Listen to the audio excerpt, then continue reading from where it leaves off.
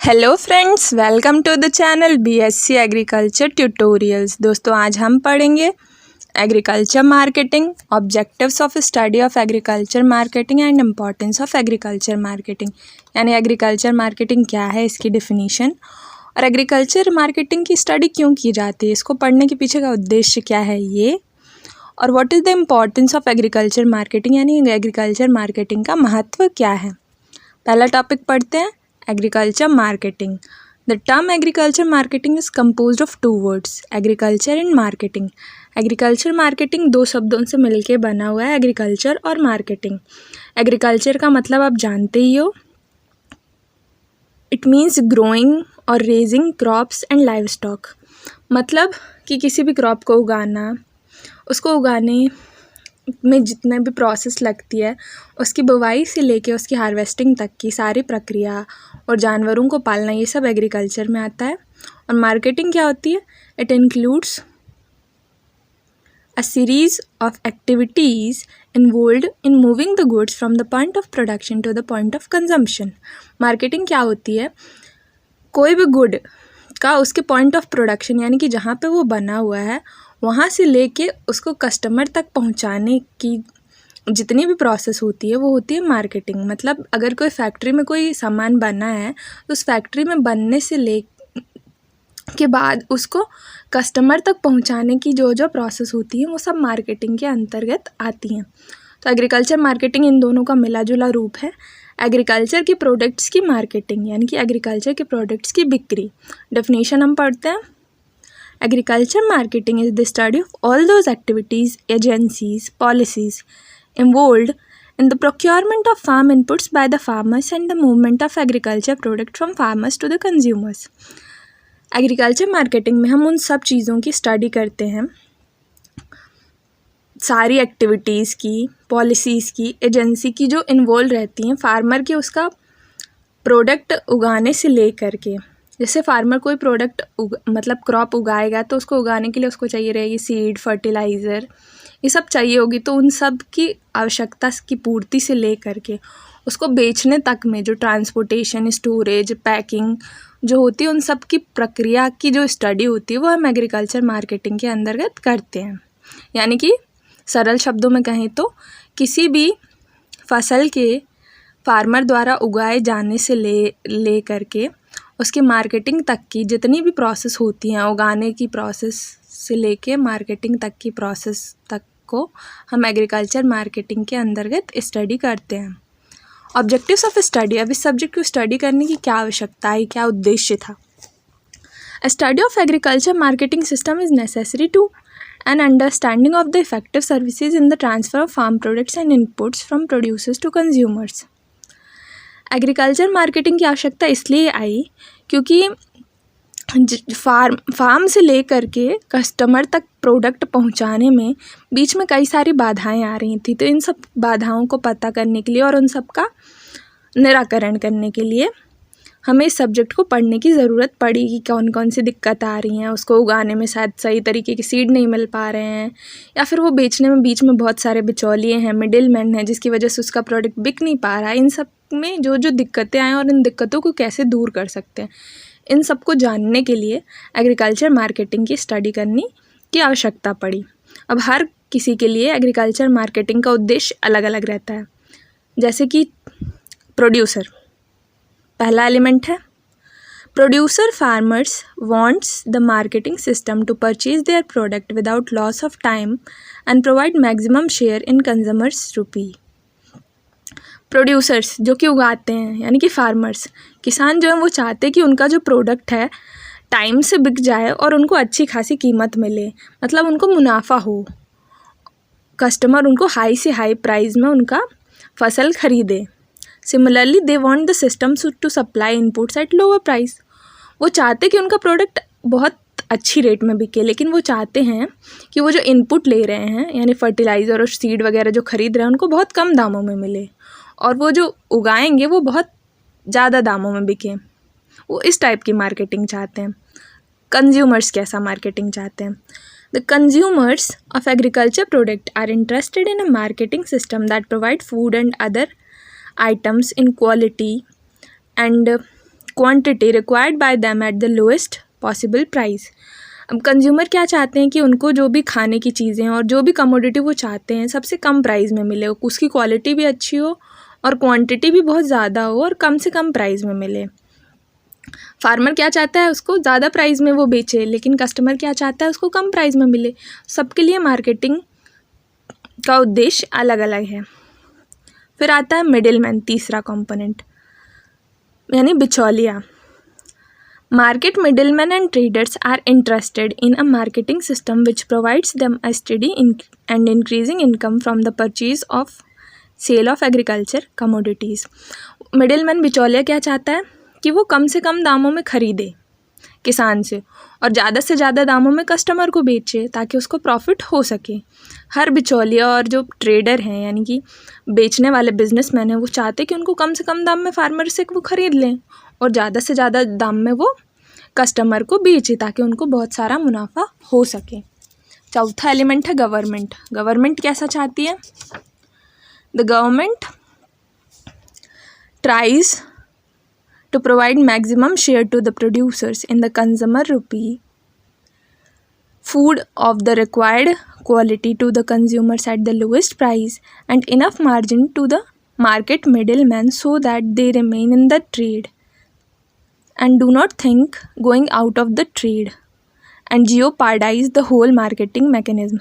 Government को क्या है, उसको चाहिए जीडीपी, उसको मुनाफा चाहिए। जब ये तीनों वो चाहता है कि किसान को भी उसकी फ़सल का एकदम सही दाम मिले, अच्छी कीमतों में उसकी फ़सल बिके और जो कंज्यूमर है उसको भी कम से कम रेट में अच्छा से अच्छा गुड मिले और बिचौलियों को भी प्रॉफिट हो जाए ताकि वो बिज़नेस में बने रहें, वो छोड़ नहीं दे, ताकि वो मार्केटिंग का जो मैकेनिज़्म है वो बिगड़े नहीं, क्योंकि तीनों के मिले जुले रूप से ही चलता है।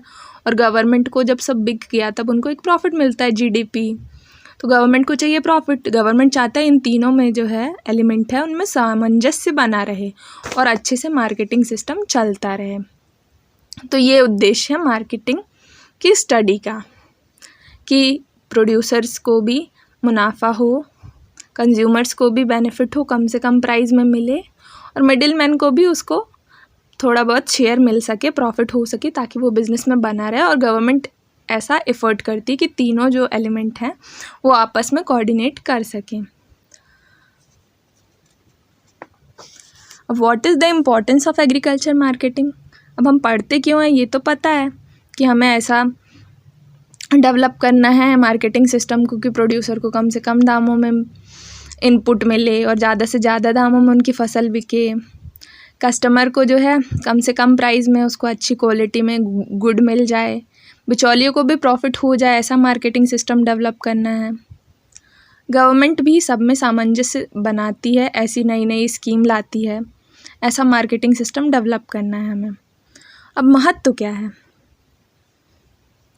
The importance of agriculture marketing is the economic development has been indicated in the following paragraphs.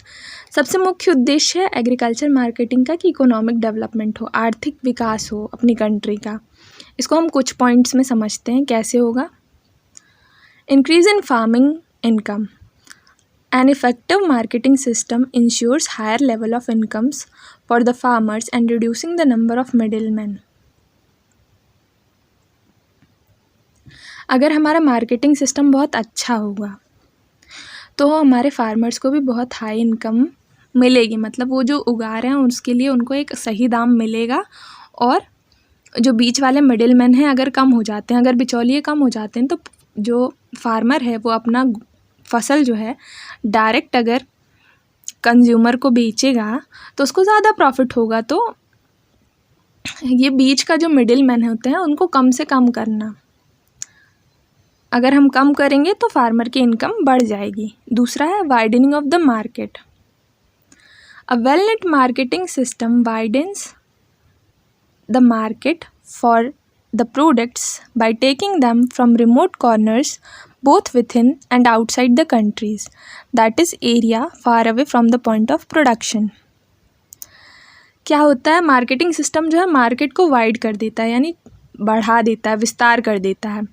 जहाँ पे कोई गुड, जैसे बालाघाट में चावल बहुत ज़्यादा मात्रा में हो रहा है तो बालाघाट से लेके जहाँ पे चावल नहीं हो रहा है वहाँ तक उसको ट्रांसपोर्ट करके मार्केटिंग कर दी तो वो वहाँ चला गया। तो बालाघाट में तो उसकी प्राइस कम है, लेकिन जहाँ नहीं हो रहा है वहाँ पे उसकी प्राइस ज़्यादा है, तो किसानों को अच्छा प्रॉफिट मिलेगा अगर हम उसकी मार्केटिंग कर देते हैं। तो वो मार्केट का विस्तार कर देता है, मार्केटिंग जो है विस्तार कर देता है एरिया का। हमारा प्रोडक्ट जो है कई सारी एरियाज़ में बिकेगा, कई सारी कंट्रीज़ में जाएगा, जिससे फार्मर को ज़्यादा से ज़्यादा बेनिफिट होगा। दूसरा, growth of agro based industries. Agro based industry जो उस पे आधारित हैं, कृषि के रॉ मटेरियल पर आधारित हैं, उनका विकास करना है। An improved and efficient system of agriculture marketing helps in the growth of agro-based industries and stimulates the overall development process of the economy. जो रॉ मटेरियल मिलता है,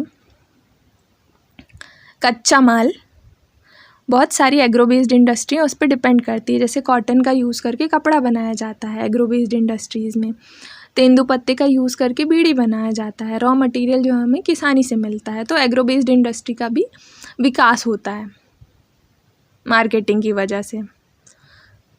फिर होता है employment.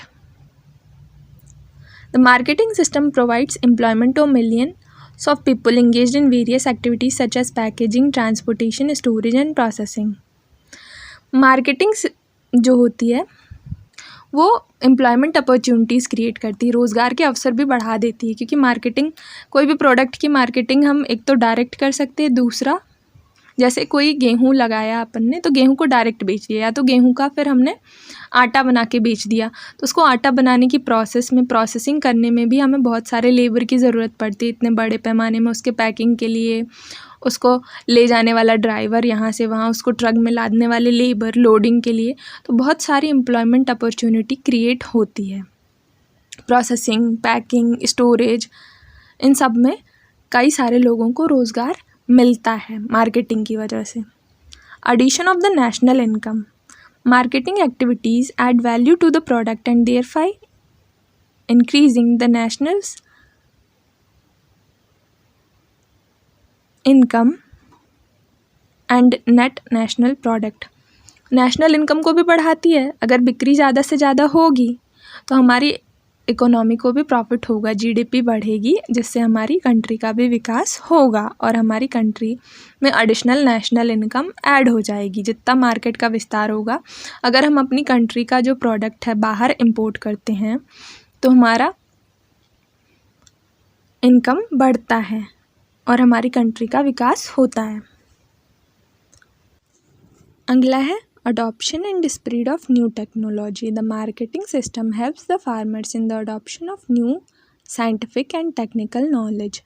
New technologies require higher investment and farmers would invest only if they are assured of market clearance. Marketing किसानों को help करती है कि वो नई नई टेक्निक्स को अपना करके खेती करे, जिससे उनकी पैदावार अधिक से अधिक हो।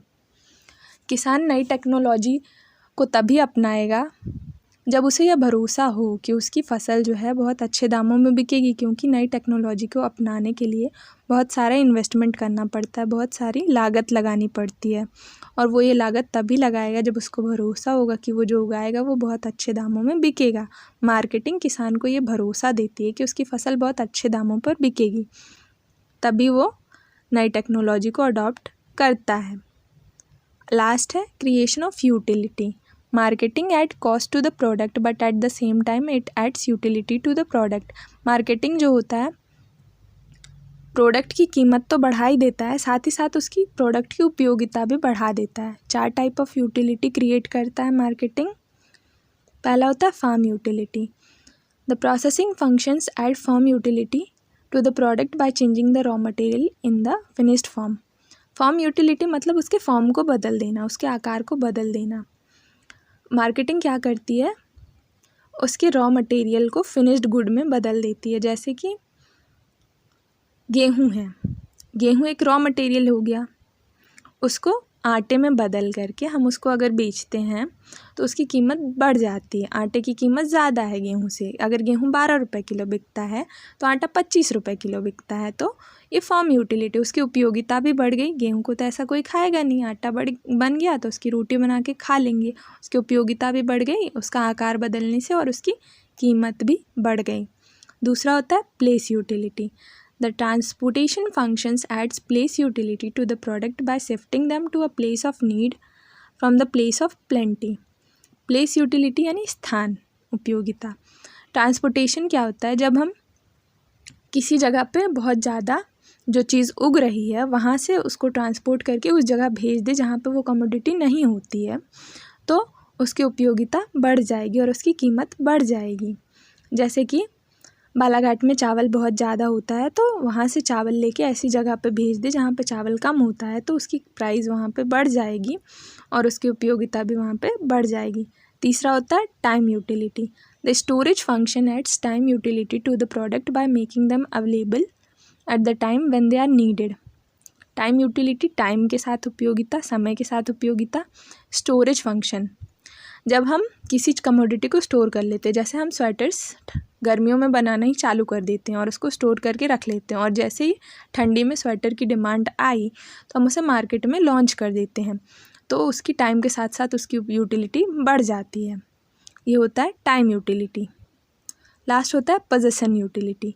The marketing functions of buying and selling helps in the transfer of ownership from one person to another. Marketing function की वजह से buying and selling of products चलता रहता है, जिसकी वजह से ओनरशिप भी बदलती रहती है। जैसे मान लीजिए आपके पास एक कार खरीदी थी आपने, अब वो कार का मॉडल पुराना हो गया, अब आपने दूसरी कार खरीदी है, तो ये कार तो आपके लिए बेकार हो गई जो आपने पहले ख़रीदी थी। तो अगर आप वो उसको बेच देते हो किसी और को जिसके पास कार नहीं है, तो वो उसको कम रेट में वो कार मिल जाएगी और वो कार उसके लिए उपयोगी है क्योंकि उसके पास तो कार नहीं थी।